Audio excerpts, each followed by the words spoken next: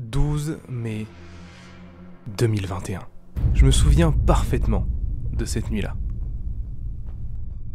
Comme souvent, je traînais sur YouTube à 4h du matin. Mais cette fois-là, j'ai vu ça. Anybody who says they make money in post-production is, lying. Anybody that says that they make money in visual effects is lying. Movies don't make money. I have news for you. Les films et les effets spéciaux ne rapportent pas d'argent. Attends. Quoi? Et là? Mais... carrément. Putain. Tout a changé. Et pour toujours. Mais pour bien comprendre, il faut revenir en arrière.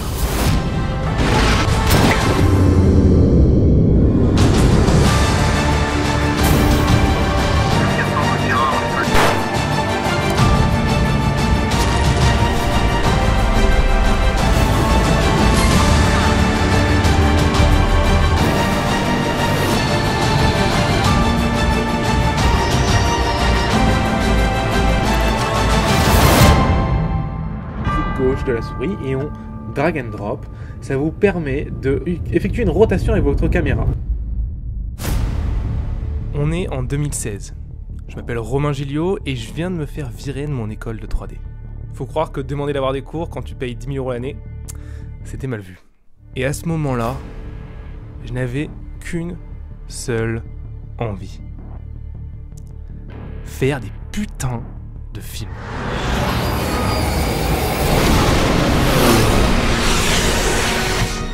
J'ai monté mon studio, Motion Light Pictures. On a fait des films pour Flunch, la SNCF, l'énergie, la pharmaceutique, et j'en passe. Mais ça m'a laissé un goût amer. Parce que moi, ce que je voulais, c'était faire mes films. Raconter mes histoires. Un peu à la manière de Final Space, Nolan Rogers.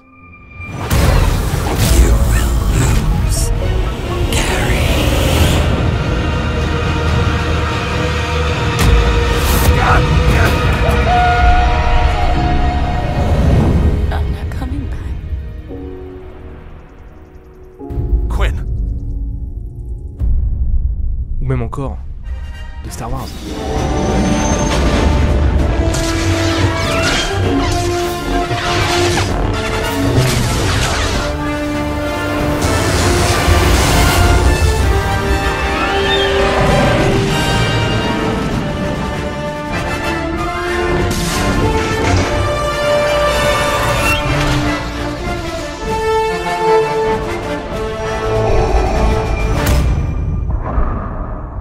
Et c'est pour ça, justement, que cette vidéo que je venais de voir à 4h du matin sur YouTube venait de tout changer. Lucas venait simplement me cracher à la gueule. Eh mon gars là, ton rêve de faire tes propres films là. Crois-moi, c'est mort, c'est dead, c'est éclaté. Regarde-moi, j'ai fait les films les plus rentables de l'histoire. Et pourtant, j'ai même pas fait d'argent avec. Ça fait mal, c'est dur d'avoir son rêve brisé à 4h du matin devant une vidéo YouTube. Mais paradoxalement, ça m'a donné envie de lui montrer qu'il avait tort. Et comme ça, à 4h30 du matin, les yeux explosés, complètement éclatés devant mon écran, j'ai pris la meilleure décision de ma vie. J'allais enfin produire et réaliser mes propres films, avec mes propres histoires.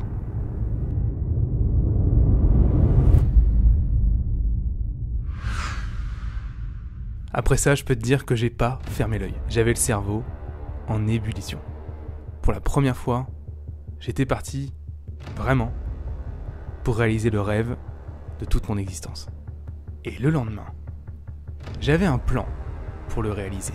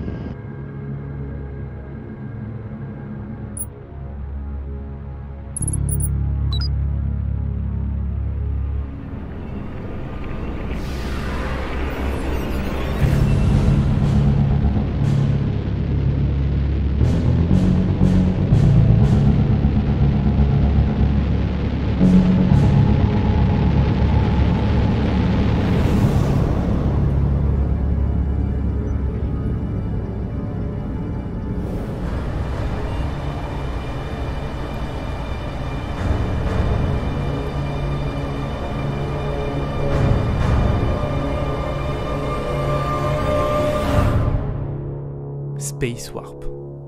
Un univers de SF ultra large, où il est possible de raconter toutes sortes d'histoires hyper folles. Alors tout excité, je me mets à réfléchir au lore, aux personnages, à tout ce qu'il va y avoir, aux histoires, à tout le délire. Et puis plus j'avance, et plus ça me paraît impossible de pouvoir faire ça tout seul. Et histoire de vraiment enterrer la tombe, plus j'avance, et plus je vois passer des courts-métrages sur YouTube, aussi excellents les uns que les autres, mais vraiment des trucs de fou, avec 100, 50, 20, 5, parfois même 2 vues. Et j'ai beau tourner le problème dans tous les sens, je vois pas de solution. Raconter une histoire, un court-métrage, ça va me prendre quoi ? 6 mois ? 1 an, minimum. Et tout ça pourquoi ? 1000 vues à tout casser ? Il fallait bien que je me rende à l'évidence. Ce n'est pas possible. Mais la vérité, c'est qu'au fond de moi, je savais très bien que Lucas, il avait raison. Reprends l'exemple des courts-métrages sur Internet. Combien ont décollé ? Combien n'en serait-ce rapporté qu'un putain d'euro ?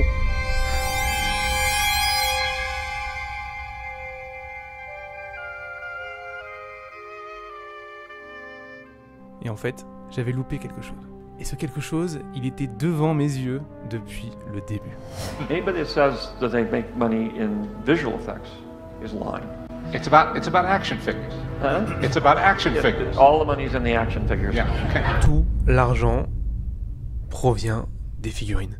Alors, je l'ai pas vu tout de suite parce que vendre des figurines, en vrai, ça n'a rien d'incroyable. Tout le monde sait déjà le faire. Mais c'est avec ce recul, ces 6 mois de boulot et cette galère que j'ai enfin compris ce que Lucas voulait dire par vendre des produits dérivés.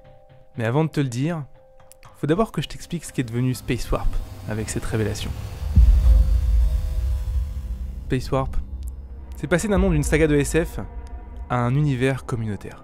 Et un univers communautaire, qu'est-ce que c'est ? C'est un jeu vidéo, en ligne, où c'est vous, les joueurs, qui construisez au fur et à mesure de vos actions l'entièreté de l'univers de Space Warp. Alors attends, on est passé de faire des films à faire un jeu vidéo. Tu penses pas que tu viens juste d'empirer le problème là ? Eh bien justement, non. Enfin, je vais t'expliquer. À l'origine, ça devait être un jeu très simple. Tu as un vaisseau, et avec, tu peux te déplacer dans un univers procédural, et toutes les étoiles, planètes, astres que tu découvres t'appartiennent et tu peux les renommer. C'est tout. Et en faisant ça, tout le monde crée une petite partie de l'univers, tout en étant fièrement propriétaire de ces petits secteurs spatiaux. Mais tout ne s'est pas passé comme prévu. En à peine un mois, le système du jeu de base était déjà implémenté. Et on aurait dû s'arrêter là. Mais lors d'une autre nuit perdue sur YouTube, j'ai vu ça. Greatness begins as a mere spark.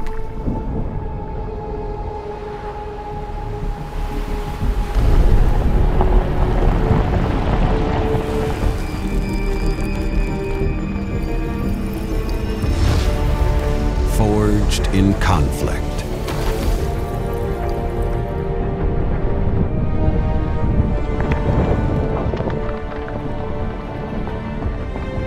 Shaped by unity. The armistice has been signed.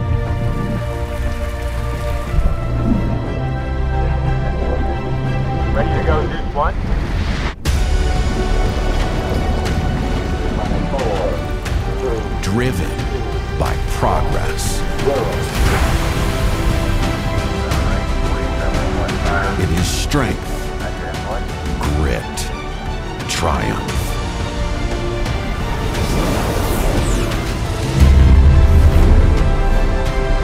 That greatness is in all of us.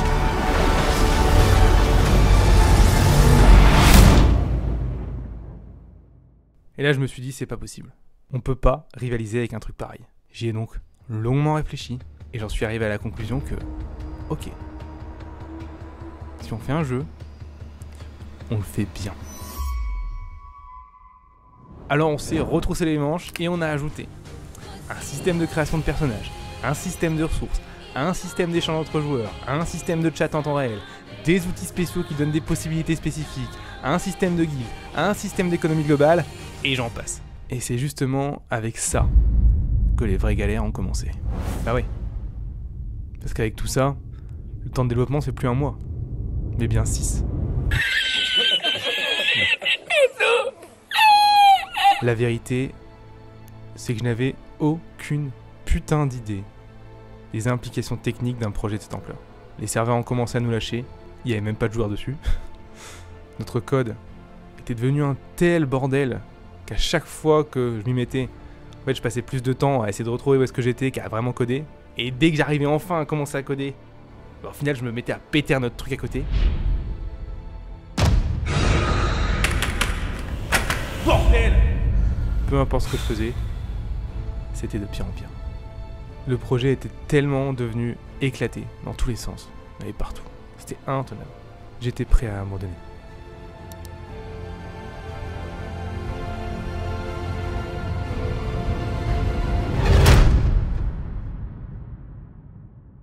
Et c'est ce que j'ai fait. Pendant un temps. Mais il s'est passé ça.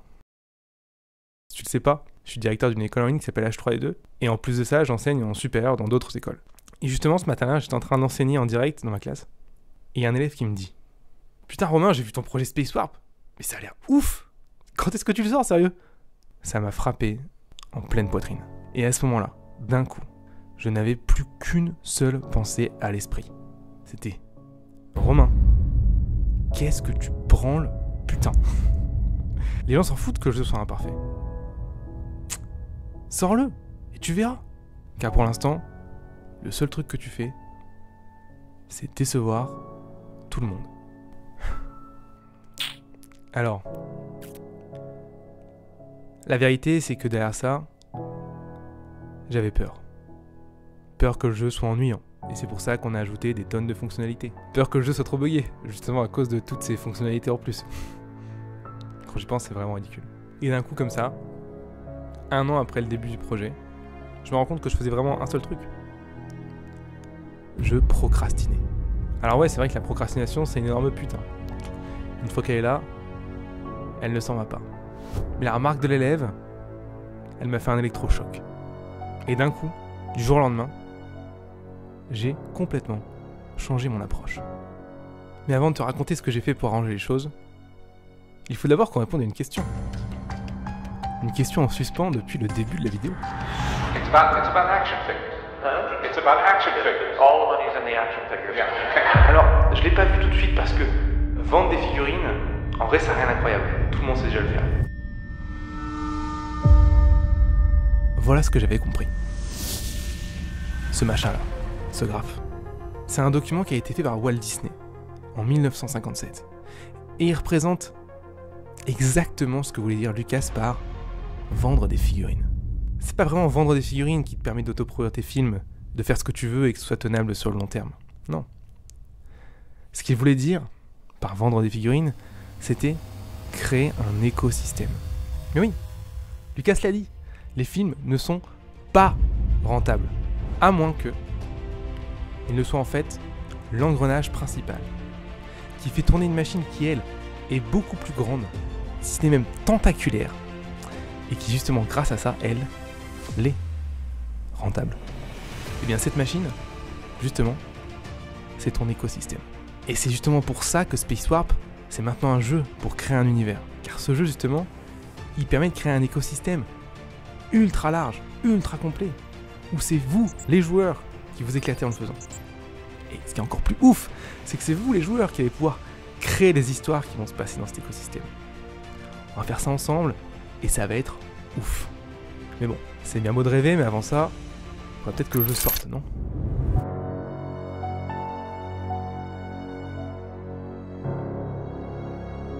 Après la remarque de l'élève, j'ai fait ce que j'aurais dû faire depuis très longtemps. J'ai cleané absolument toute la base de code, quasiment ligne par ligne, pour qu'il devienne enfin tenable et scalable.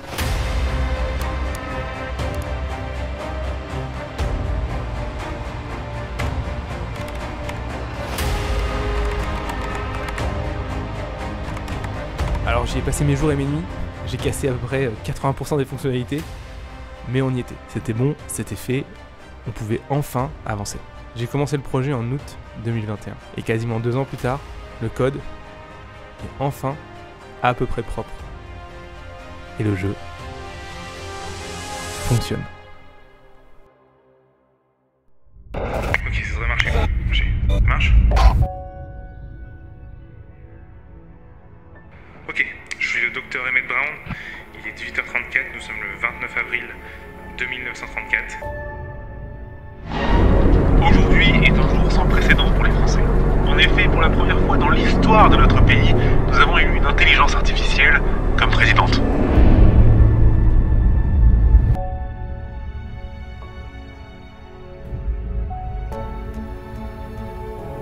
Venons d'assister à la naissance du premier bébé entièrement conçu dans un utérus artificiel.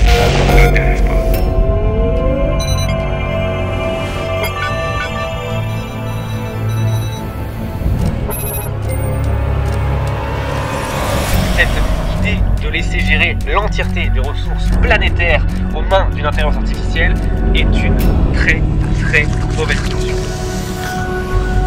Oui, donc Titan, effectivement, c'est notre projet le plus ambitieux, avec le plus gros équipage jamais envoyé dans l'espace. Et donc forcément, on espère vraiment découvrir des choses passionnantes sur ce sujet.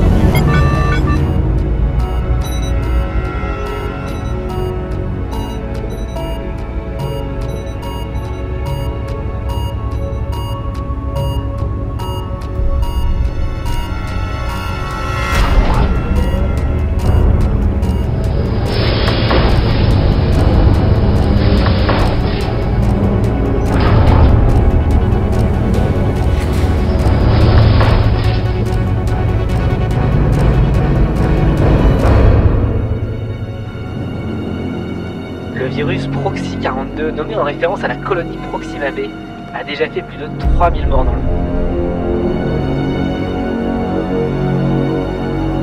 Toute la planète est en état d'alerte.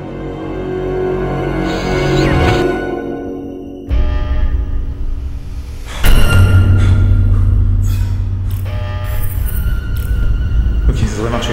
Je suis le docteur Emmett Brown.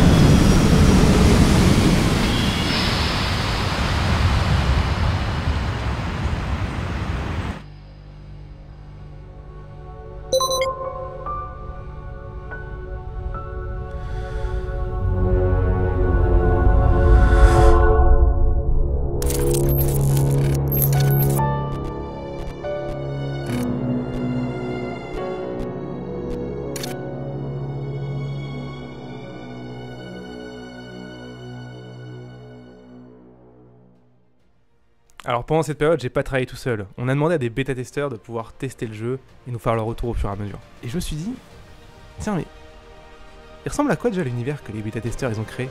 Eh bien, voilà.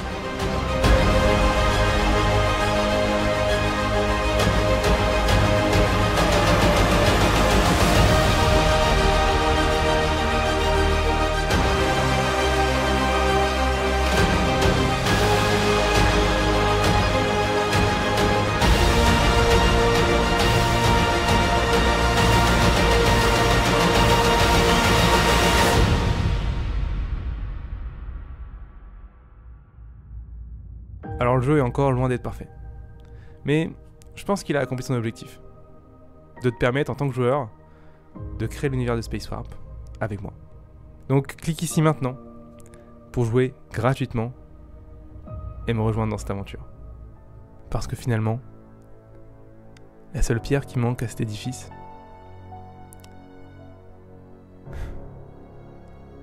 c'est la tienne.